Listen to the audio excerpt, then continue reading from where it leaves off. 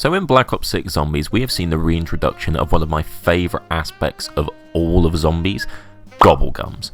Now this is something that we haven't seen in the franchise since its most successful iteration, that being Black Ops 3 Zombies. Now generally speaking, Gobblegums have always been quite a contentious topic. Some people really like the addition of them, some people absolutely despise it. However, one thing that can't be argued is the significant effect they can hold on the Zombies game.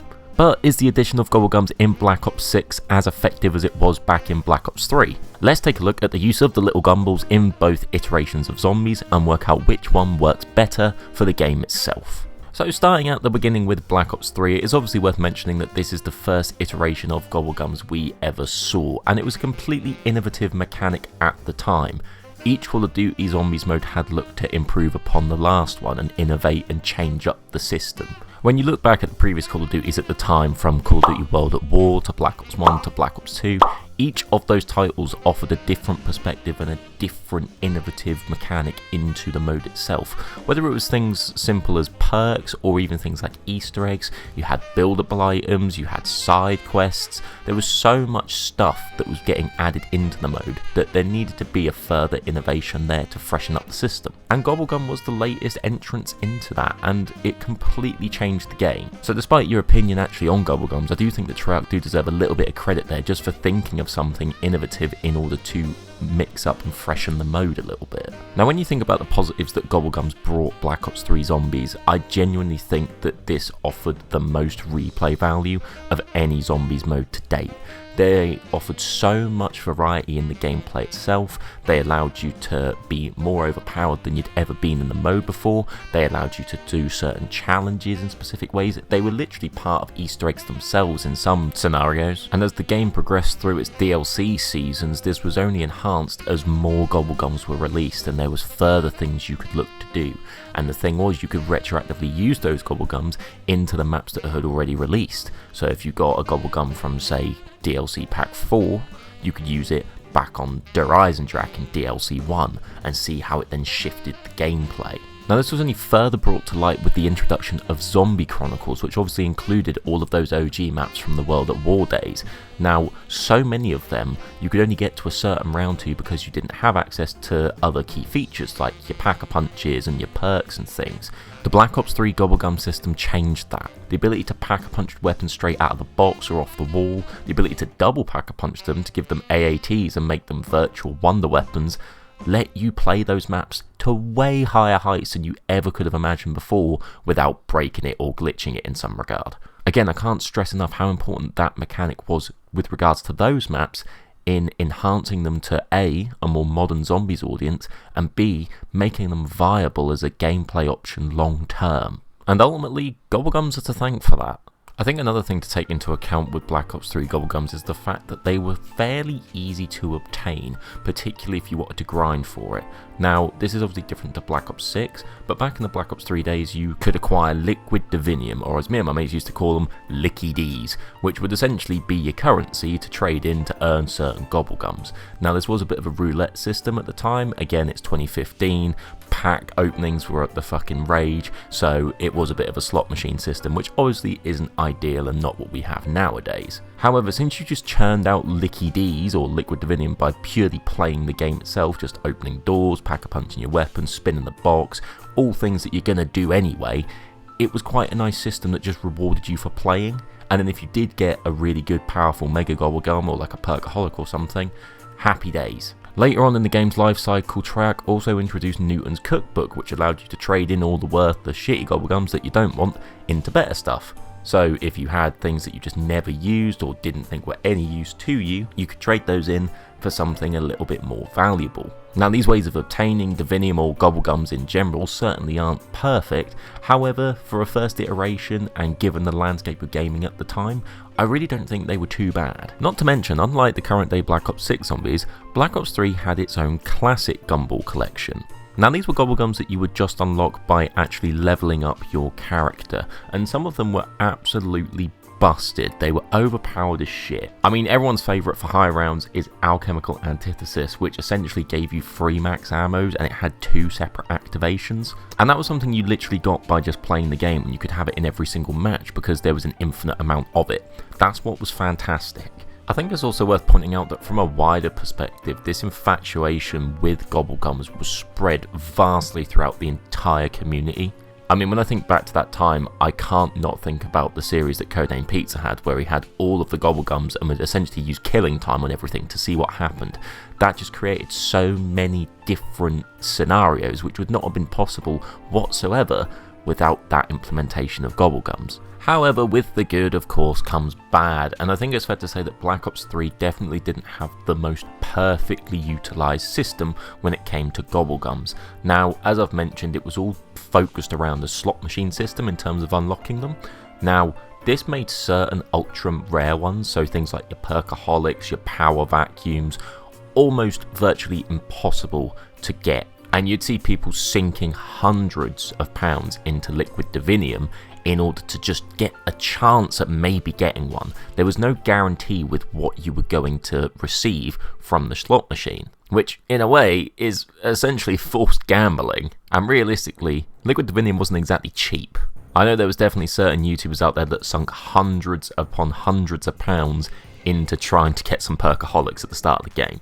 I think it's also worth pointing out that despite these Gobblegums opening up the Zombies Chronicles maps to be played in a variety of experiences like your Napster and Totens, your Varux, Shino Numa, etc., if you then wanted to play them in that way and say go for high rounds, this was dictated by you having those specific Gobblegums. So if you didn't have any bullet boosts, for example, or wall powers, which were not classic Gumballs, so you only had a finite amount of them, you'd be stuffed and you'd have to play the game in a way that you might not want to.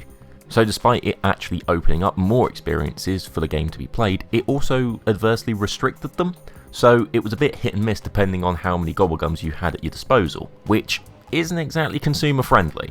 So if we shift over now to what we have in modern day zombies with Black Ops 6, I think the biggest point of comparison that we need to make here, and again, it's only an opinion, but to me, Gobblegums are way less essential in Black Ops 6 than they are in Black Ops 3. When you look at the differences of specific systems within Black Ops 6 Zombies compared to Black Ops 3, certain Gobblegums are just nowhere near as crucial as what they used to be. So if we take Perkaholic for example, as we know, you get every single perk in the match. If you got that on Black Ops 3, you were loving life. However, on Black Ops 6, there's no perk limit. So if you really want to have a Perkaholic, you can essentially just buy one and just survive to a long enough round to accumulate the points to do that. Whereas since there was a 4 perk limit back in the day, having the ability to gain every single perk in the mode was essentially game breaking. Now don't get me wrong, if you get a Perkaholic in Black Ops 6, that's still obviously very good. It saves you so many points in a game that requires so many points to actually make progress. So you're definitely not upset if you get one, but it's not a game-altering mechanic as it once was. I think it's also fair to say that compared to Black Ops 3, it is way harder to come across Gobblegums in Black Ops 6. Now, there is a slight difference in the systems at play here. Obviously, we're used to getting our Licky Ds back in Black Ops 3, but in Black Ops 6, you do just get the Gumball itself. I don't really care about the switch either way because 1 Liquid Divinium equals 1 Gumball. However, I swear you used to get significantly more Liquid Divinium in Black Ops 3 than you do the actual Gumballs in Black Ops 6. I know occasionally if you hit a certain round on Black Ops 6 you'll get 3 Gobblegums, and that's obviously way better than other rounds where you'll just get the 1, but I think if you were to compare them side by side, you'd probably end up getting more bang for your buck in Black Ops 3. Another aspect that Black Ops 6 has completely overlooked is the use of those classic Gumballs that we mentioned earlier.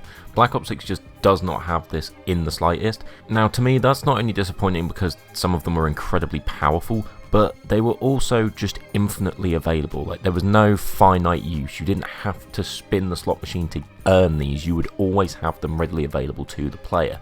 Whereas now, if you run out of a certain Gumball, you could potentially be completely out. I know that's incredibly unlikely and you'd really have to churn through a lot of them, but there is feasibly a way that you wouldn't be able to use Gobblegums in the match. To me, that is a bit broken. Now I know this is something that will probably change as Black Ops 6 does go through its DLC season, so I'm not too upset about this at the minute, but there is obviously way less variety in the Gobblegums available to the player compared to Black Ops 3 at the minute. Again, I understand some of them wouldn't actually really fit into the Black Ops 6 way of zombies. However, just generally speaking, having less variety of anything is generally a bit negative because it is just limiting the ways that the player can play the mode. So hopefully this gets rectified with later DLCs. Now, despite all these issues that I've just mentioned, I do genuinely think that the biggest one isn't necessarily down to the gameplay itself, but more down to the switch up that Treyarch made in order to limit the use of gumballs. Now, as we know, in Black Ops 3, if you were using all of your mega Gobblegums, all your fun stuff that has taken you ages to accumulate, and you go down, and if it's one of those situations where if you go down again, the game's over, you can do the old trick of pausing the game, dashboarding it, load it back up, and you have everything that you had at the beginning of the match, and you still got all your XP, etc.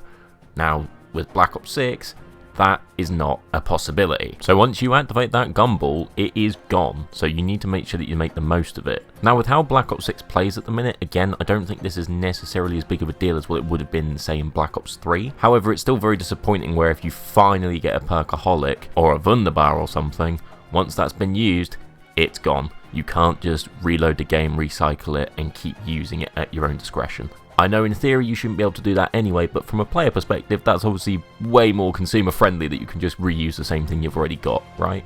But despite all my complaining, I will say I genuinely do like how Gobblegums are used in Black Ops 6, and in some ways they are way better than their usage in Black Ops 3. For example, in Black Ops 6, there is no slot machine system, there's no Dr. Monty's factory that will allow you to churn out Gobblegums. The only way you can actually buy them at the moment is, well, through physically buying them, right? So you have to actually buy packets of gumballs, and they are guaranteed to be whatever ones you choose. Now, that is a way better and way more consumer friendly system than what we had in Black Ops 3, where you could literally spend thousands of pounds and not get any reward for your money. I understand that change might only be because of the way that loot boxes and all that are sort of viewed nowadays. However, credit where credit's due. Now, I know I mentioned earlier about how good the Gobblegums were in Black Ops 3 in terms of the abilities that they could give you. However, some people in the community at that time really didn't like how overpowered they were, and in some regards, them being less overpowered in Black Ops 6 actually derives more to how the game mode used to be in its classic era, because you didn't used to have all the bells and whistles. It was purely just you, the perks, the guns, trying to survive for as long as you can. So for me, you can really argue this point sort of both ways. Some people like it when you have really overpowered gumballs that will basically make you invincible and get you to the highest round possible. Some like it a more classic way and a more sort of simplified experience. There's no really right or wrong opinion on that, it's just whatever the player fancies. So to some people, I can fully understand why Black Ops 6 is way more fun by having way less overpowered gumballs. The only real argument is that if you don't want to use them, you haven't got to. So having them as an option there, personally I think is the better motive, but I can understand why people wouldn't want them there at all. I will say, I do also adore the fact in Black Ops 6 that you can actually activate multiple gumballs at once. So you have 3 in your little slot. The way that you actually activate them from a controller standpoint is pretty arse, but the ability to just carry multiple gumballs, activate them at your own discretion, they're not like instantly activating all the time, that is really cool and allows the player to have more control over the gameplay experience. So overall then, given all the pros and cons of Gobblegums across both of these games, which game does it best? Now, to me, this is subject to change because Black Ops 6 obviously isn't fully complete yet and we could see way more variety coming in later dates, but Black Ops 3 just edges it for me. I think the fact that they were so unapologetically game-breaking and offered such an endless amount of replay value does make them a better feature than in Black Ops 6. I think what they did to the maps in Zombie Chronicles purely elevated that game tenfold and makes it as memorable as it is to this day, and the further additions of Newton's cookbook just enabled players to almost tailor the Gobblegum experience more to what they wanted it to be. Now, I do still feel like Black Ops 6 has definitely done Gobblegums better in some aspects in terms of actually being able to purchase them rather than it being a fucking roulette every time you want to get a gumball. That is fantastic. But Treyarch removing the old dashboard trick to keep your gumballs is really detrimental, especially for those players that are trying to, say, speed run or go for incredibly high rounds. I think overall they are utilised worse in Black Ops 6, but they're also not needed as much in Black Ops 6 because you have a different game mode. You have abilities such as your field upgrades, you have the buildable rewards, you have the score streaks like your chopper gunners and your mangler mutant injections. You've got so much shit in Black Ops 6 that already makes you overpowered that you don't necessarily need the Gobblegums as much to achieve that. But more importantly, what do you guys think? Do you prefer using Gobblegums in Black Ops 3 or Black Ops 6? Do you just not use them at all? Because I've heard a lot of players in Black Ops 6 don't really touch them, and to be honest, I don't really use them much myself either. Let me know your thoughts in the comments down below, and if you are new here and you haven't already, please do consider subscribing. It really does help out the channel and means the absolute world. Anyway, thanks ever so much for watching. I'll hopefully see you guys in another video sometime soon.